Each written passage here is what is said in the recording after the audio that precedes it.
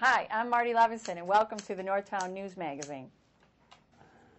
Come on, baby, don't you wanna go? Hi there, I'm Marty Levinson. Welcome to the Northtown News Magazine with the greatest cameraman around, Sonny Hersh, and your host, Avi Meyers. Thank you, Marty. Avi Meyers, Northtown Neighborhood News Magazine, a presentation of Sonny Hersh and myself. And by the way, I was really at Marty's just 3 or 4 days ago, and he did a nice job. And if it doesn't look quite right, blame me, don't blame Marty. Marty's always terrific. Fit me in between two nice doctors that I actually happen to know. It was very nice. Dial us up on the web. All our shows are on the web. Tens of thousands of shows have been watched, ntnm.org.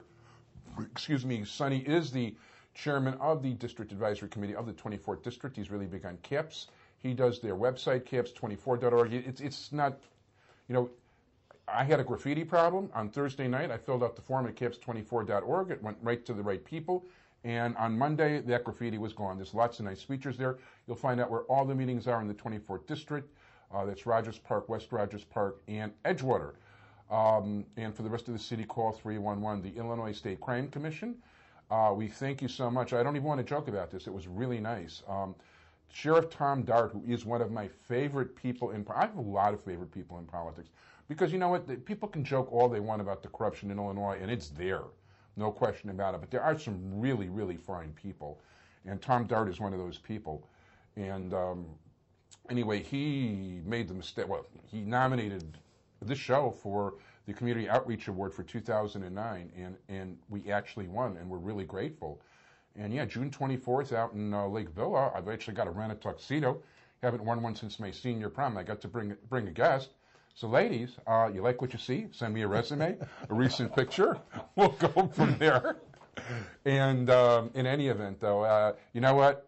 Even though we've still got 27 minutes left here, we're going to run out of time anyway. It is a pleasure and a privilege to introduce the jack of all trades expert, the political expert, the leading election lawyer in the state of Illinois, Jim Nally. Jim, how you doing? I'm doing great, Avi, and thanks for having me. First of all, thank you, and I appreciate very much, and it's always a pleasure.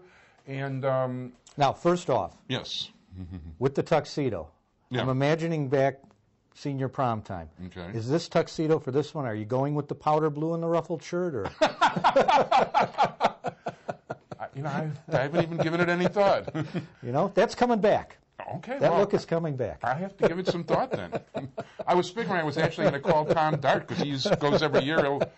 You know, it's interesting because when I looked at the winners over the years, I know a lot of those politicians and they're really nice people. I saw that before she was state's attorney, Anita Alvarez had won awards from them. There's a lot of really fine people that Absolutely. have won awards there. And it's really a tribute to you and Sonny and the show you put on, because it is really something that everybody in the community benefits from, and it's a well-deserved award. Well, thank you very much, and we do our best. And you know, when I see things like that, it doesn't, you know, it feels good. Sometimes I think I'm beating my head against the wall, but you know, you see something like that, and you know, I know somebody's watching. I get talked to about the show all the time. So, you know, I tell people every single time you invite me to be a guest on your program, for 2 weeks after that show airs, I'm bumping into people, and they're always telling me, hey, I saw you on the television program, we were watching, what about this, what about that? There are really, really a lot of people who tune into the cable access public affairs programs like this. And what you do, Avi, is pretty unique, because many of those programs are focused on a certain type of guest or certain area of interest for people. Whereas you just have this very broad array. You have political people, you have business people, you have religious leaders, and I think that's why people enjoy the show so much, because there is a variety, and you can learn an awful lot. Even if it's an area you're not interested in yourself, you're going to see a guest, and at the end of that show say, "Oh, I learned something." You know, that person I wouldn't have watched otherwise, but Avi had him as a guest or her as a guest, and this is an area I didn't know something about. Now I do. No, thank you very much. You know, you were part of his story. I don't even know if you know about the story, but on St. Patrick's Day, Terry O'Brien was telling me he was off in a corner with some judges and some elected officials, all of them have been on the show, and one of them started kidding, "Hey, this is the Avi crew." And at that moment, guess who joins them is you. And everybody started laughing. Well, I've always been very grateful to you for inviting me on, and I think we've always had a chance to talk about some very interesting things, and we continue to do so. Well, consider it good taste on my part, and you'll be re-invited on a regular basis. And by the way, I also look forward to doing our next election show, because it took both Commissioner Sufford and Bernie Stone. It took two people to take your place. Well, I'm in for the next one. Don't worry, I'll be there. That sounds good. So you know what? Even though it's a ways away, we've got a lot. There's a lot of jockeying already for office. I mean, there's this whole mystery going on. Well, Quinn's obviously running for governor. You've got other candidates waiting by the wayside. Are they going to run? You're looking at our Attorney General, and if Lisa Madigan runs, all of a sudden Julie Hamos wants to be Attorney General, and there's a lot more than that going on too. Yeah, this could be an election where there are tremendous changes, because so many offices are opening up, and so many people who are holding current offices are looking to move or seek a different office in the next election cycle. So, as you point out, we already have a new governor by virtue of the state legislature, and there's certainly Pat Quinn is in that office. There's certainly a lot of talk about Lisa Madigan. There certainly was before Blagojevich was removed from office. And obviously then, if Lisa Madigan were to decide to run for that, she would certainly be a formidable candidate, and that then would open up a position with the Attorney General. We've got the current state treasurer, Alexei Janulius, who is running for the U.S. Senate. So that treasurer's spot looks like that will be open this next cycle. The Senate race, who knows how many people might be in that. Certainly Janulius looks like he's in there. Who knows if Burris is going to seek to be elected to the seat he was appointed to, or what? Yeah, I love, I got to tell you, that's one race. I just love reading John Cass and all the nicknames he has for people. So I really got to kick. I can't see Burris not running unless he's indicted. This could be a time of great change, though, because whatever happens, there are going to be a lot of current office holders who are going to be running for a new or different office. And certainly you have the county board race, which is, I think, going to be very interesting, and this time around, actually very interesting because, as you know, Paul Vallis has formed an exploratory committee to look at running. I like Paul Vallis. Yeah, I've full disclosure, I've represented him in the past, and I've been very impressed by him. But he has formed an exploratory committee to look at the idea of running for county board president as the Republican nominee, which you have to go back, I think, to Richard Ogilvie, who was the last Republican county board president. Who was our governor. And later became governor. A very good governor. He was honest enough to raise taxes, and he became the ex-governor. Yeah, well, but that's going back 40 years. And but I think... yeah, as a matter of fact, he was beaten by Dan Walker. That's right. Another governor who went to jail. And by the way, what is it? It's the easy Jiffy Lube. He created Jiffy Lube. Right. Yeah, and actually by interestingly applying interesting accounting principles to Jiffy Lube, he went to jail. Right. So he's another governor who went to jail. It's a very long and undistinguished group, I guess. Yeah. No, I got to tell you, first of all, there's so much meat in all these things. Todd Stroger, Paul Vallis. Paul Vallis is a quality guy, but first of all, you're going to have. I can't imagine that. Why can't I think of his name? Because he never appears on the show, even though he's invited. I can't imagine, what's his name? Claypool? Claypool, yeah, Forrest Claypool. Sorry. Get on the show so I'll remember your name, please. Anyway, I haven't had much luck with that crowd, but getting him on the show. But well, I think what's interesting is that the congressional race that was just completed here for the Emanuel seat opening, where Mike Quigley won that. Yeah, there was out of 26 states, 11, originally 15, became 11 candidates. Just in the Democratic primary, yeah. And then you had 3 or 4 people in the Republican primary. You even had 3 Green Party candidates running in their primaries. So it was very contested amongst the political parties. But again, how the dominoes fall, because with the Quigley victory in the Democratic primary and certainly winning the general election, it's a very Democratic district. Mike Quigley now is in Washington, so there had been some talk that he might be taking on Todd Stroger, and obviously now he'll be busy in Washington. Forrest There's one Claypool, less name in that mix. One less name, and Forrest Claypool's name has always kind of been there since he ran a pretty close race the last time against John Stroger. But who knows who else might jump in? Tony Preckwinkle's name is out there as being a possible candidate. Oh, that's interesting. So yeah, I run into her at the cable place, as a matter of fact. So that race could be 3, 4, 5 candidates possibly.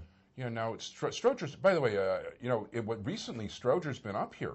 He actually, I don't know if you've ever met Rabbi Doug, who does his own cable access show, but he's got a synagogue just a few blocks from here. And Todd Stroger showed up on a Sunday, and he actually got asked hard questions and answered them. I wasn't there. I don't know how they were answered, but I think he had. I was told he had about 40, 45 people there, but he was keeping away from the press like crazy, and all of a sudden he's welcoming opportunities. I'm getting press releases from them like crazy.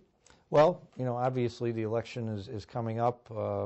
There is still some question. I mean, there is some talk. I know Governor Quinn has proposed moving the primary election to September in 2010. As you know, it was moved from March, this last election cycle, to February. And there has been some talk of at least with the governor, liking the idea of moving it to September. I don't think that's going to happen, but who knows? The legislature moved it from March to February. They can move it, basically whenever they want. No, they don't have a lot of time, though. They'd have to do that pretty soon if people are going to plan accordingly. Right. I mean, right now, with the current schedule, with the February primary election in 2010, people could begin nominating petitions in August of this year. So we're really not that far. We're only a matter of a couple of months out. No, that's definitely true, and it's really closer, and people are already jockeying for this, even on a neighborhood basis. And I don't want to, I don't want to leave the state stuff yet. The in terms of the Senate too, on the Republican side, you've got Mark Kirk, who actually, in some ways, I would think might have a serious problem getting out of a Republican primary, because he's more moderate and not as conservative as a lot of the Republicans in the state of Illinois, but who actually might have a decent shot at the job. Well, he would probably be a very strong general election candidate, but what you identified is what's happened with some frequency in the Republican primaries over the last couple of election cycles is that the more right-wing Republicans come out in greater numbers to vote in their primary, and therefore if there's a more conservative candidate running against, say, a more moderate, the conservative candidates generally have prevailed because within the primary, the conservative base comes out in greater numbers and votes. Now, that's been a problem for the Republicans, because then when it came time for a general election, if the Republican Party nominates a relatively conservative candidate and they're running against a more moderate or even liberal Democrat, they haven't fared too well. Yeah, Mike Moses was telling me, our friend and frequent guest, that a recent survey showed, it was interesting, that right now they took the survey on people identifying themselves as Republicans and Democrats, and it's actually 42 to 42 right now. Well, I think with the whole, what we've seen over the last several months in particular, but I think it's been building, but certainly with the governor being removed from office and everything, relating to all the scandals and things that have really overtaken the news.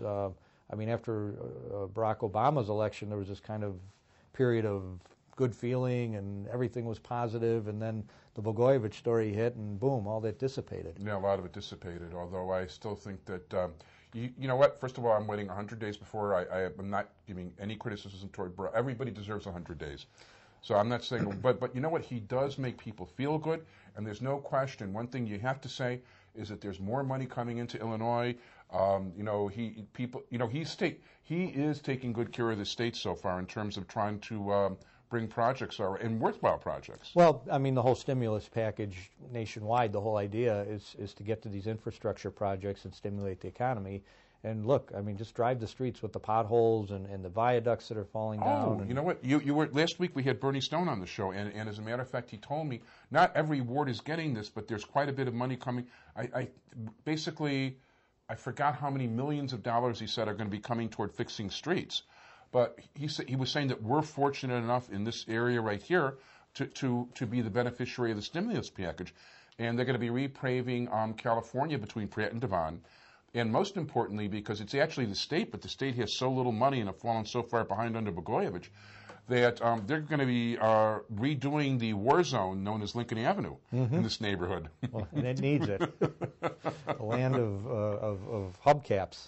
Yeah, the land of 1,000 potholes. Yeah, and hubcaps lining the curbs when they pop off. So, and I think first of all, with President Obama being from Illinois, I think we're all rooting for him as our local hero. And by the way, I don't think it's unfair that like every president takes care of their home plate a little bit more, and that's understandable. You know what? Because he's seen the problems and he recognizes them. Right, and he was our U.S. Senator, so he was very, very well attuned to the issues in Illinois before he became president. Yeah, and we have a lot of shovel-ready projects. I know that Terry O'Brien, he's always got many shovel-ready projects ready to go. Well, I mean, Deep Tunnel is almost completed, but there's still 3 or 4 or 5 years worth of work to be done to finish out the tunnel and get the reservoirs all online. And obviously, if that could be sped up with additional funding, that would be great, because the quicker that gets done, I think we've seen great progress in terms of people not having the frequency of flooding and basement problems. But we've had some very heavy rainfalls where that still occurred, and the sooner that project can be completed and be 100% online, the better it's going to be for everyone. And just with all the rain too, even though there have been some problems, the lack of problems are really attributed to the people at the Metropolitan Water Reclamation District and the efforts they put in. There have been problems, but consider how much rain. It's unbelievable. Right. But one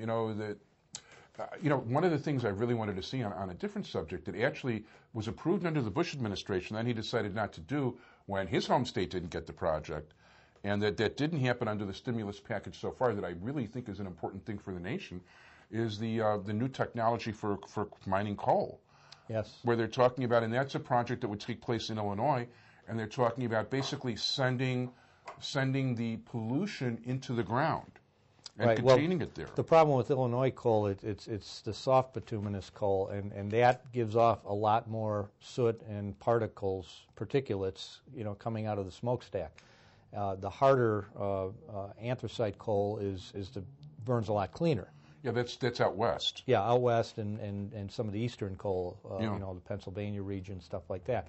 So Illinois' got a huge supply of coal underground, and particularly in southern Illinois. But it is the type that does not burn cleanly. But if the new technology, and it's important to try to use it, because we do have all this energy here, because they've really, narrowed down this whole idea that would not just help Illinois, but help the whole entire country. Well, look, the more we can rely on our own resources for our energy needs, be it wind or solar or coal, the less we have to rely on, other parts of the world which are not necessarily friendly to us and are not necessarily concerned with our best interests in terms of being able to use this energy. Yeah, that's putting it nicely. Well, so, I think that from what I've seen of the stimulus package, that whole energy segment is a huge part of it, and start developing our own resources, clean energy, environmentally, good energy, and do it in ways that are also going to put people to work. Yeah, and that's important too, because the idea of putting people to work, us actually manufacturing and producing things.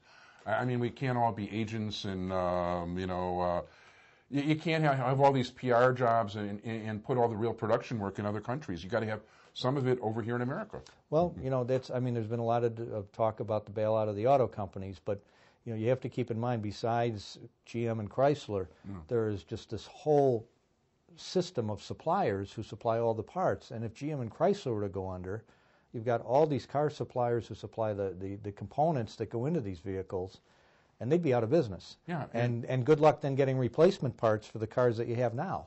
And that's number one. And number two is also during things like wartime or in cases of need, these factories are also able to help our military complex. And there's so many advantages to it. You want to have those things going. I found it interesting that, I never really paid that much attention to the Treasury, and I can't say I'm an economic brain, I'm not.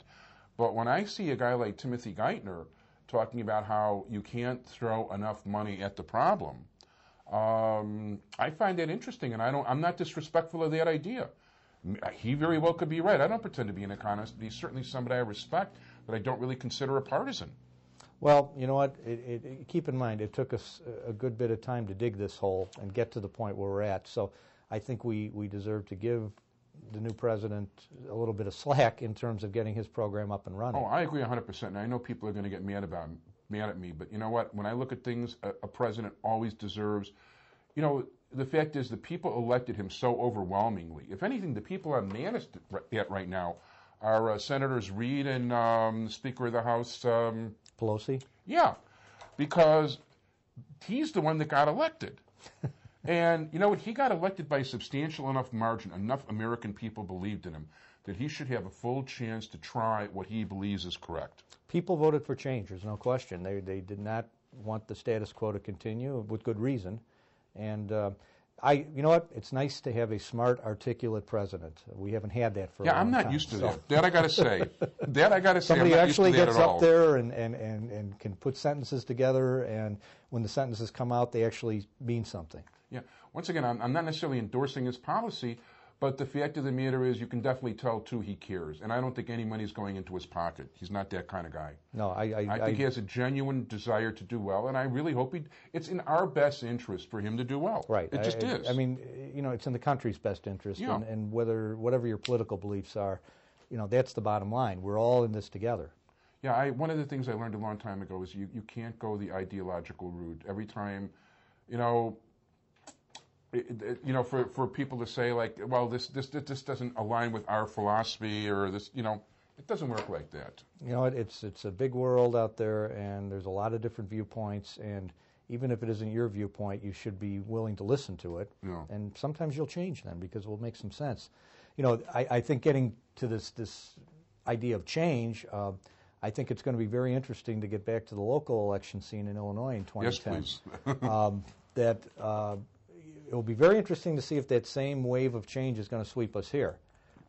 Because obviously, you know, the overwhelming victory that the Democrats had nationally in the last election cycle was kind of a repudiation of the politics and the government that had been going on for 8 years prior. Yeah. And it will be very interesting to see if we're at that point in Illinois. Is there going to be this wave of change where people are going to say, look, I'm not satisfied with the status quo here in the state. I'm not satisfied with the people we have. We need new faces. We need different people. They may be different Democrats. We may see a very strong Republican wave this cycle. It's going to be very interesting to watch. I think that could develop. Now, whether it does, there's so many other variables out there, but I think the conditions are ripe that could happen. Well, one of the things that we've discussed is I think we're going to see so many different people running for so many offices. Right. There's going to be change no matter what, only because so many incumbent office holders are not going to be seeking the same office. They're not going to be seeking re-election to their current post. And there'll be a lot of people running. As a matter of fact, in the 9th sub-circuit, I already know 5 people that I know and I'm somewhat friendly with. Some people I like a really lot. There's more than one person I like a lot, which is going to cause I'll tell you something. In my business, I represent a lot of people who end up running for judge. I have had numerous calls already over the last couple of months, people already talking about, hey, I want to run in 2010. Now, normally in the past, I would not be hearing from those people to maybe the summer, early summer, even midsummer, when it's getting close to time to circulate petitions.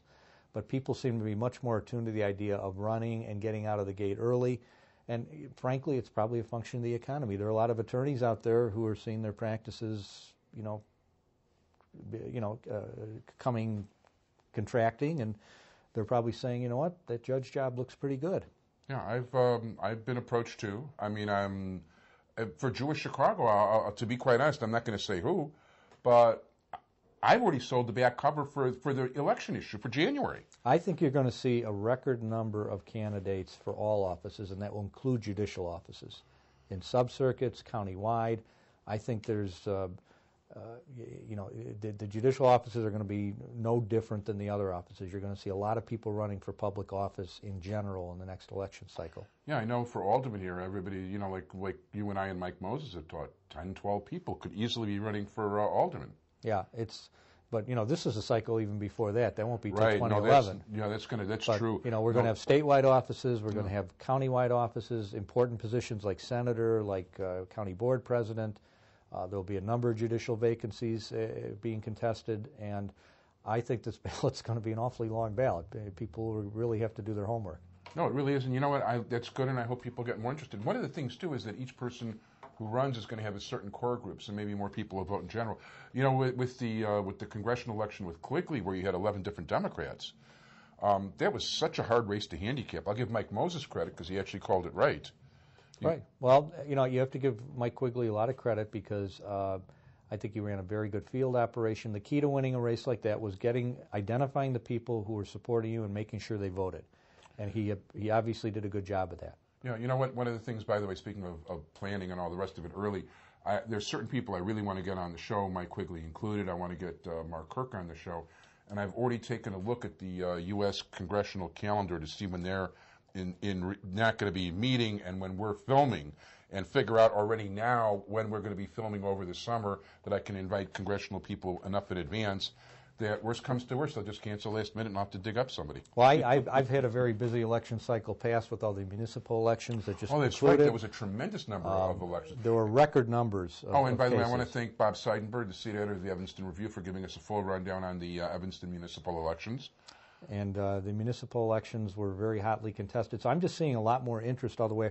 I had a trip for a lawyer, if there's any lawyers watching, I had one of the most amazing weeks I've ever had. In 1 week in this past election cycle, I had 4 cases affirmed in the Illinois Appellate Court the same week. Wow. The same week. Wow. I don't think, it's never happened to me, and I suppose I'm sure there are people out there who have had it happen, but it's pretty rare to have that many cases decided. Now, these election cases are obviously decided very quickly, but still, we had oral argument in 2 of the cases, and it was a great week, obviously, but it just shows you the number of candidates that are running, the number of election cases that came out of those candidacies, and they went all the way up to the Illinois Appellate Court in a number of cases.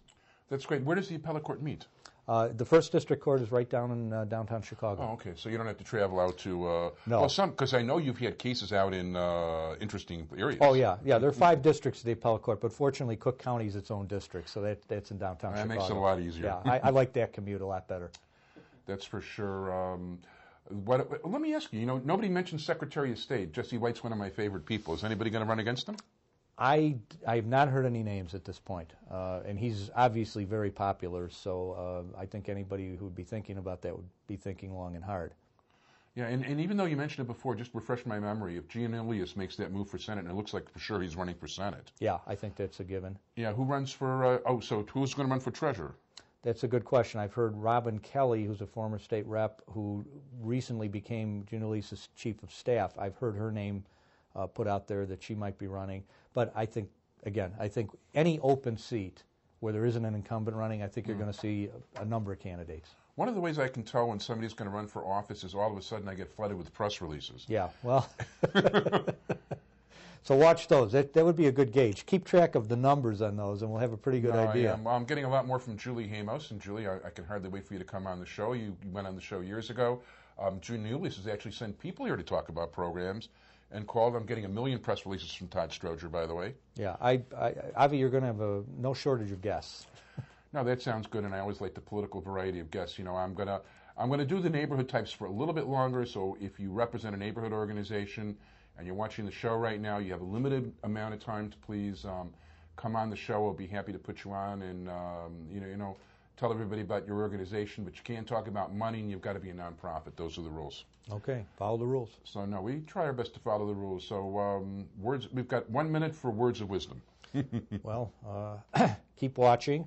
Thank you. Because you're going to learn things here. Maybe not on this segment in particular, but you will. Actually, I learned a lot on this segment, and I think you guys will too. But no, this is terrific. Well, you know what? Paul Vallis is somebody. Okay, you did your disclosure, but I really like Paul Vallis. I like to see people like Paul Vallis in particular, without knowing who else is running. I just think he'd give a whole different perspective and an outstanding outlook to the job, and he's been very successful in doing things in the first place. Well, I think one of the positives about candidates like him is there'll be a lot of ideas put out there, and hopefully it won't be a personality-driven campaign. It'll be an idea-driven campaign. No, let's hope. Anyway, I want to thank very much my guest, the leading election lawyer in the state of Illinois, Jim Nally. Jim, how you? Real good.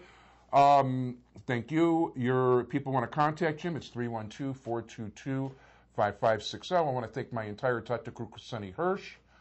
Next week, we've got a variety of community candidates. And thanks, everybody, for joining us. Bye-bye.